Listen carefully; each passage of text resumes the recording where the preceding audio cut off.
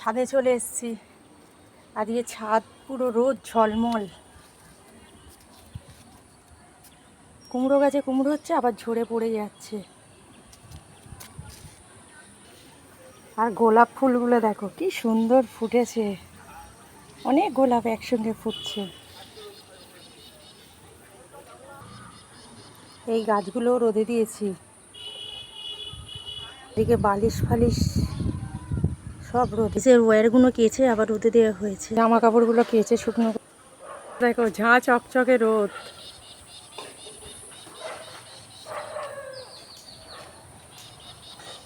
এই গাছগুলোও রোদে দিলাম। এবার রান্না করব।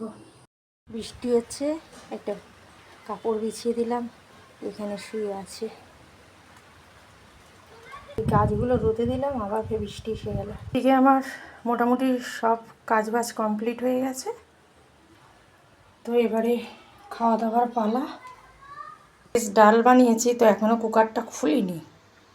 আর এদিকে কি দেখাবো আর, এখানে ডাঁটা দিয়ে সবজি বানিয়েছি, এর মধ্যে একটা শাক আছে, এখানে ভাত আছে, এখানে ইলিশের তেল আছে, আর এখানে আছে ইলিশ মাছ দিয়ে বেগুন আলুর তরকারি বানিয়েছি, দেখছো।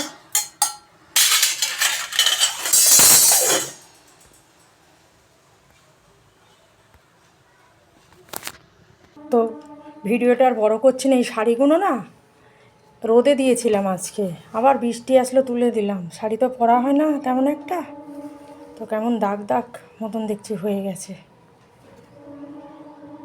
চলো ভিডিওটা আর বড় করছি না, এখানে এন্ড করছি। Good afternoon.